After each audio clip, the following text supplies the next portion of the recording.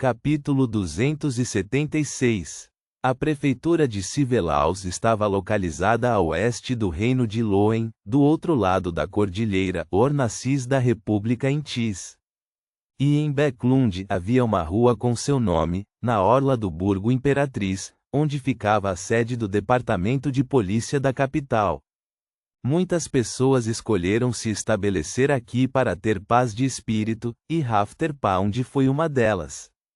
O baronete estava parado ao lado da janela fechada em sua sala de atividades aquecida na unidade 29, em seu pijama de algodão acolchoado, olhando diagonalmente para a delegacia Sivelaus, do outro lado da rua. Ele tinha 40 e poucos anos, mas as laterais do cabelo estavam brancas.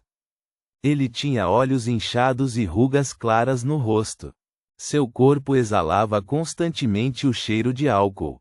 No chão, atrás de Rafter, havia uma lingerie rasgada e, do lado oposto, uma lareira acesa. O baronete ergueu o copo e bebeu o resto do líquido. Então, caminhou lentamente até a porta e voltou para seu quarto para dormir um pouco. Como não havia cano para transferir o calor da lareira, ele sentiu o frio congelante do final do outono assim que saiu da sala de atividades. Caramba! Rafterpound amaldiçoou baixinho enquanto cambaleava até a porta do quarto e girava a maçaneta. O quarto estava escuro, com apenas um leve brilho carmesim brilhando. Rafter estava prestes a fechar a porta atrás de si e cair na cama quando seus olhos congelaram de repente. Uma figura estava sentada calmamente em uma cadeira ao lado da cortina. A figura usava um par de calças azul acinzentadas e um boné. A pessoa inteira estava completamente escondida nas sombras. Sentindo o olhar do baronete Pound, o homem ergueu lentamente a cabeça e olhou. Seu rosto estava pintado de vermelho, amarelo e branco, parecendo o palhaço mais engraçado. Rafter estava prestes a gritar e correr quando viu um revólver apontado para ele e ouviu duas frases profundas e roucas. Aconselho você a não fazer nada imprudente. Se você cooperar, não vou machucar você e não vou tirar seus pertences, se você ainda tiver algum. A expressão de Rafterpound mudou algumas vezes, e ele obedientemente fechou a porta do quarto. Então, meio que ergueu as mãos e se sentou na beirada da cama. O que você quer de mim? Ele soluçou em seu estupor de embriaguez e seu corpo tremeu levemente ao lembrar. A delegacia Sivelaus fica do outro lado da rua. Eu sei, mas acho que estou mais perto de você do que a delegacia. Disfarçado de palhaço, Klein mudou sua voz e tom ao avisar. E meu objetivo é apenas fazer algumas perguntas a você. Antes de chegar à rua Sivelaus, ele havia adivinhado se haveria algum perigo em fazer essa viagem no espaço misterioso acima da névoa cinza, e obteve a resposta de que era muito seguro. Perguntas? Os lábios de Rafter tremeram e riram amargamente. Lá vamos nós de novo. Nunca vou escapar desse pesadelo? Tem havido muitas pessoas vindo até você com perguntas? Klein continuou o assunto. Não apenas perguntas.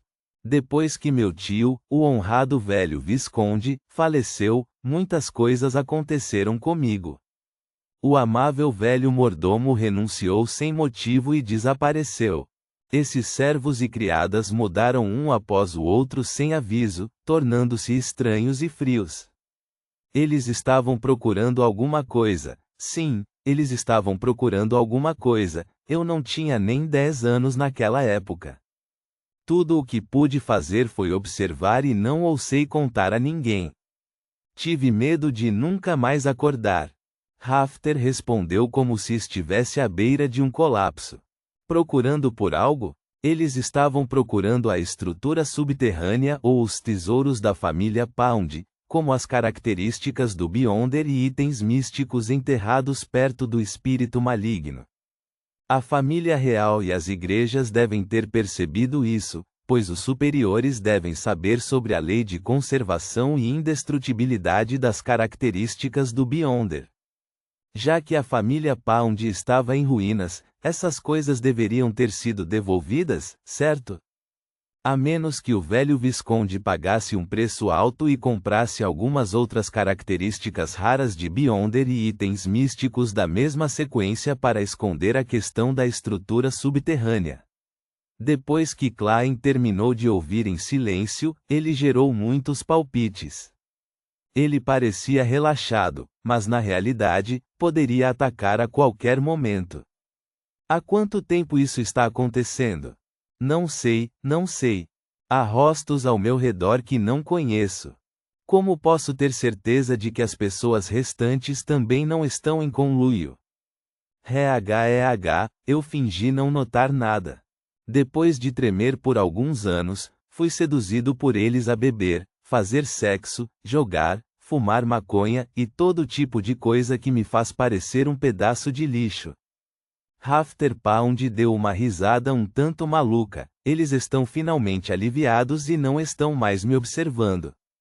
Quando vendi aquela casa, Wash. Todos partiram, sem saber para onde foram. Não, eles ainda devem estar me monitorando secretamente, me impedindo de chamar a polícia. Certo, eles não estão me deixando chamar a polícia. Esse sujeito tem alguma doença mental. Não faço ideia se o que ele disse é verdade ou mentira. Em sua aura, a mudança nas cores de seu humor segue a lógica, mas e se ele apenas sentir que decepcionou o velho Visconde e fantasiou toda uma sequência de eventos como essa para encontrar uma desculpa para sua degeneração? Mais tarde, ele continuaria dizendo isso a si mesmo até estar totalmente convencido. Como um qualificado guerreiro do teclado, Klein, que sabia um pouco de tudo, já havia visto casos semelhantes em sua vida anterior. Depois de pensar por 2 segundos, ele perguntou: "O que essas pessoas perguntaram a você?" "Perguntaram-me como morreram os 2 filhos do velho Visconde. Eles me perguntaram que comportamento anormal o velho Visconde teve ao longo dos anos. Eu não tinha nem 10 anos na época, então não sei de nada." Rafter acenou com os braços e rosnou baixinho. "Calma, por favor, acalme-se." Klein abaixou a mão esquerda e tentou confirmar se o baronete Pound conhecia a estrutura subterrânea por vários ângulos. O tempo voou enquanto a sessão de perguntas e respostas prosseguia. Klein disse com voz rouca: "Você realmente não parece saber de nada. Sinto muito por incomodá-lo, mas é hora de eu ir embora." Ele se levantou, curvou-se ligeiramente e parecia muito bem educado. E quase ao mesmo tempo, a excitação e a aparência de um colapso nervoso no rosto de Rafter Pound desapareceram. Seus olhos azuis claros tornaram-se anormalmente profundos, como se ele estivesse examinando algo.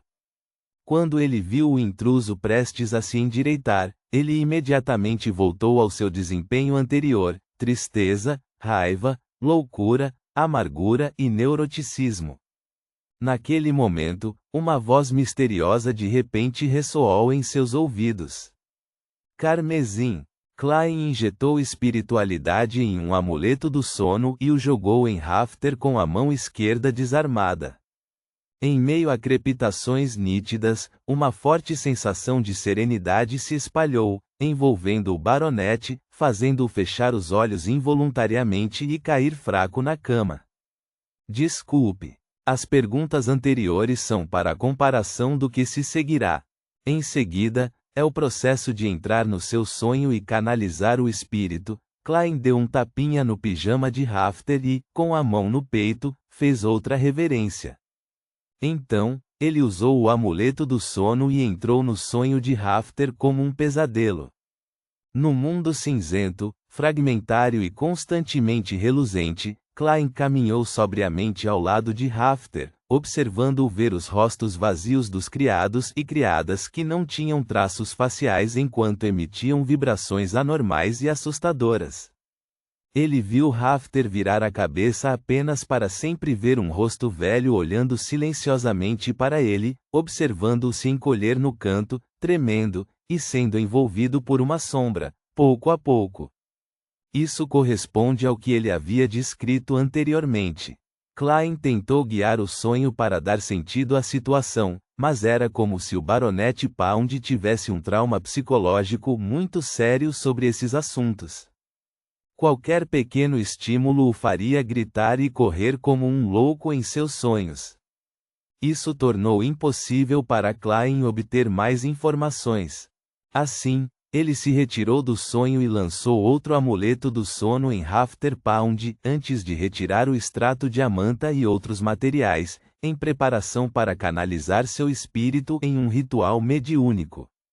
Depois de responder a si mesmo, a espiritualidade de Klein passou pela tempestade de pensamentos e viu a imagem ilusória de Rafter, uma imagem ilusória baseada no corpo do coração e da mente.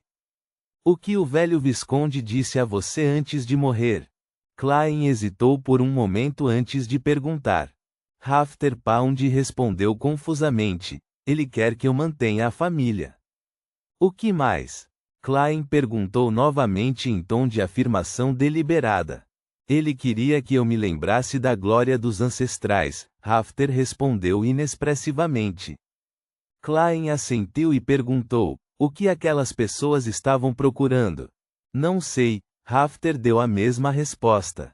Klein continuou perguntando e comparando com as respostas que Pound havia dito antes, finalmente chegando à conclusão de que o Baronet Pound não mentiu e que o que acabara de dizer era verdade. Nesse ponto, ele não ficou mais. Passou pela tempestade de pensamentos e permitiu que sua espiritualidade estendida voltasse ao seu corpo. Em seguida, Klein arrumou metodicamente a cena e tocou o apito de cobre de Azik algumas vezes, usando sua natureza para interferir em qualquer possível investigação de adivinhação. Obrigado por sua cooperação, Sr. Baronet. Depois de fazer tudo isso, Klein se curvou mais uma vez. Então ele se virou, abriu a janela, pulou na rua e desapareceu na noite. Depois de um tempo, Rafter Pound de repente abriu os olhos. Ao redor daqueles olhos azuis claros, havia um círculo de cabelos rompidos. Ele se levantou de repente e olhou para a janela aberta. Reticências. Depois de fazer um longo desvio para o Burgo Leste, Klein lavou seu disfarce e vestiu roupas normais. Como se nada tivesse acontecido, ele voltou para o número 15 da rua Minsky no Burgo Sherwood. Ele não descansou, nem pensou no que deveria fazer com a estrutura subterrânea. Em vez disso, mais uma vez entrou na névoa. No final da longa mesa antiga, Klein lentamente abriu a palma da mão, revelando várias mechas de cabelo castanho. Eram os cabelos de Rafter Pound, cabelos que ele juntara quando Rafter estava dormindo.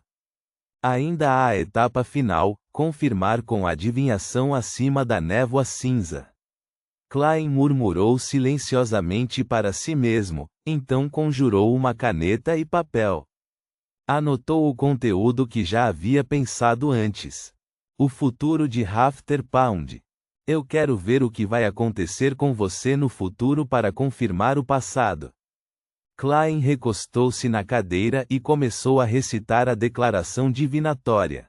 Como a estrutura antiga envolvia os 6 deuses ortodoxos, ele temia que houvesse problemas se adivinhasse algo diretamente, então mudou sua maneira de pensar e usou Rafter Pound para descobrir o futuro.